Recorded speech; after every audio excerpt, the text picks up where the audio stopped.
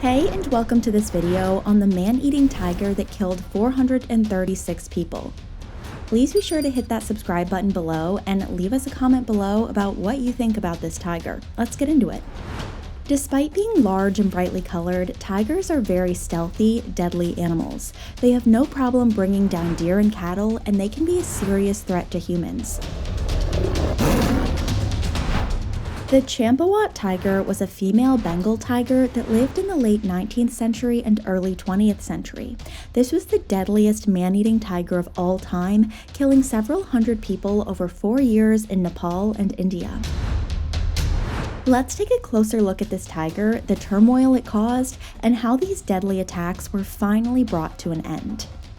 About the man-eating tiger.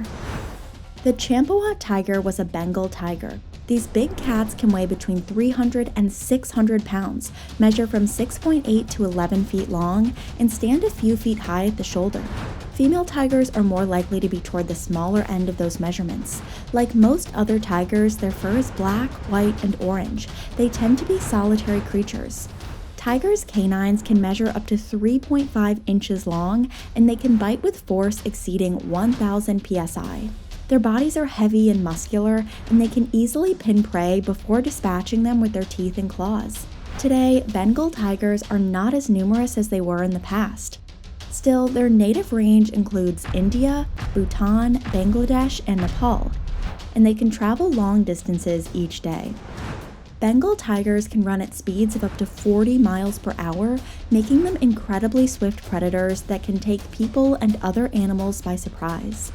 The thing that makes tigers even more dangerous to people is their ability to ambush their prey from stealth.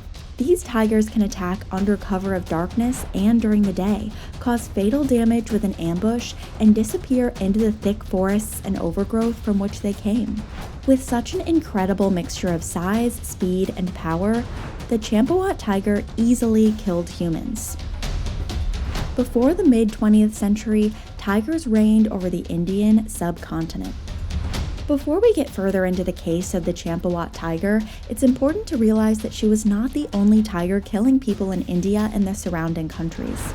Over 1,000 people in the Indian subcontinent died each year due to tiger attacks throughout the latter part of the 19th century.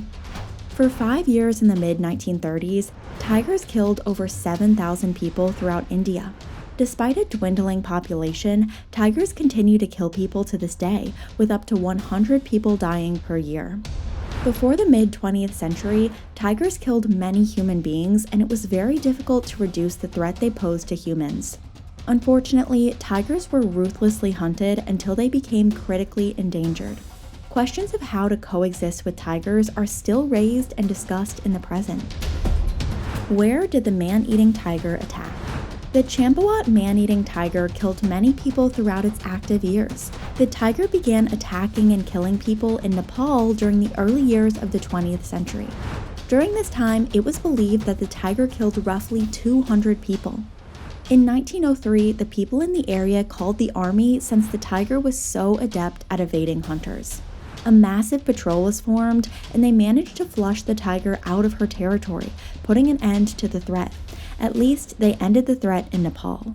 The Champawat tiger would then make her way into India, where she would start killing again, having learned from her experiences in Nepal.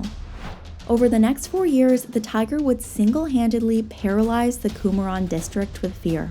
The tiger would kill 236 more people with a unique hunting style. At that time, many people mistakenly believed that tigers would only hunt under the cover of darkness.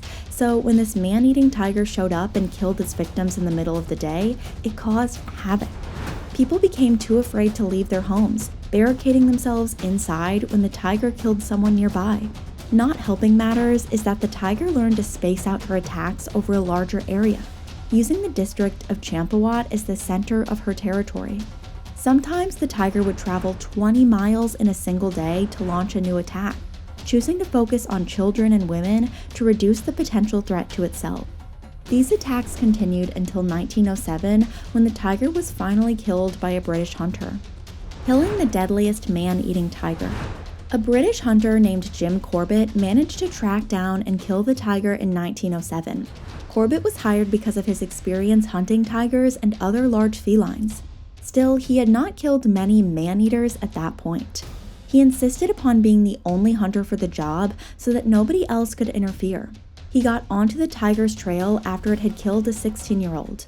However, he was almost killed by the tigress while examining the scene. Fortunately, he scared the tiger off with gunshots and sought help from the villagers to flush out the tiger. He took 2 shots at the tiger, severely injuring it, and then borrowed a gun from another member of the hunting party to get one last shot off just as the tiger was charging them. The tiger died 20 feet away from Corbett. If he had missed his shot, he may have been killed. After it was all said and done, Jim Corbett managed to kill the beast before it could harm more people. Why did the Champawat tiger attack humans? Tigers are not man-eaters by nature. It's far easier for them to attack other mammalian prey like boars and deer. When Corbett examined the body, he found that the Champawat tiger was injured years before he even took a shot at it. The tiger was missing 2 canine teeth and was possibly 12 years old. The combination of injuries and old age made it too hard for the beast to hunt other prey. Corbett surmised that the injury was a driving force in the tiger choosing to hunt humans. He had seen similar cases with tigers and leopards in the past. The man-eating tiger of Champawat managed to kill 436 people over 4 years. Although this tiger's injury probably led to it killing people, human development also played a role in increasing tiger attacks during that time. And that's all we've got on the man-eating tiger that killed 436 people. Please be sure to leave a comment below. We'd love to hear what you think. See you next time.